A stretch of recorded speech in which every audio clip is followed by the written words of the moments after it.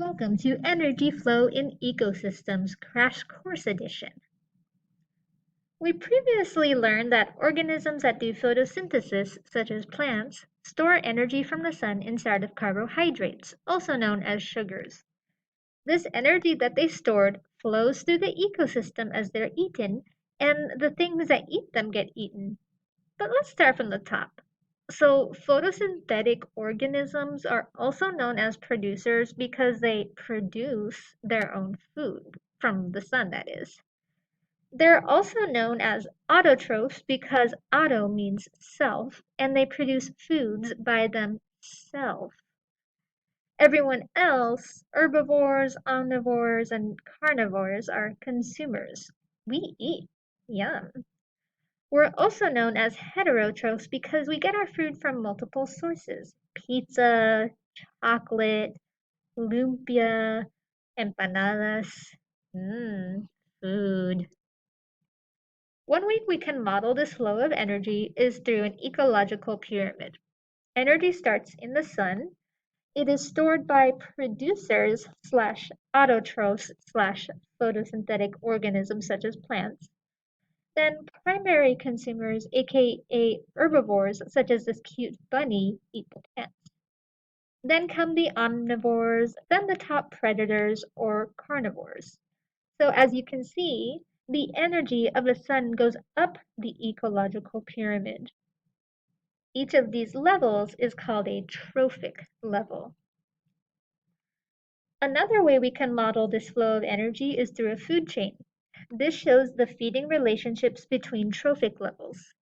The arrows here represent the direction energy is flowing, starting with the sun, then going into the dandelion plant, the snail, the sparrow, and the hawk.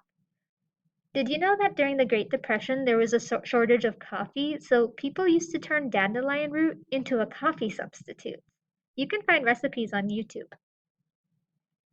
Now, food webs are food chains, but more complex. As a matter of fact, multiple food chains make up this complex food web. Now, back to our trophic levels. We can actually analyze complex food webs and determine trophic levels from them. Real life is, of course, more complex than this, but if you really want to get into the nitty-gritty of the complex interactions of all life on Earth, then, well, take AP Biology. I will tell you this, though. Everything is really connected, like in a really serious way. Did you know that insect biomass, or how much insect there is on Earth, has been on the decline as a result of climate change and human development? This graph visualizes data from a study published in 2017 in PLOS, a peer-reviewed science journal. Full disclosure, I used to work for them.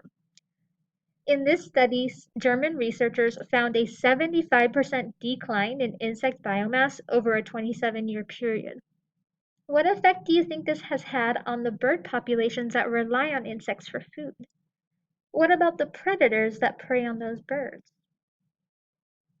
Speaking of biomass, one way we can model it is through another pyramid called the biomass pyramid. Biomass is what we are made of, our mass. Each trophic level in this pyramid represents how much mass is needed to support the next highest level. If it took 15,200 kilograms of grass to support 15.2 kilograms of snakes, imagine how many plants are needed to support your own life on Earth. All living things are really interconnected. Finally, we have the energy pyramid. This is a way of modeling how much energy is needed to support each trophic level. We basically only get 10% of the energy stored in the food we eat. The rest is lost as heat, which is important because we need heat for many of our biological processes to function. We always need food to refuel this heat. Ever notice how you can feel cold if you're hungry? That's because your body hasn't had enough food to replace the amount of heat that's being lost. Thank you, and save the monarchs.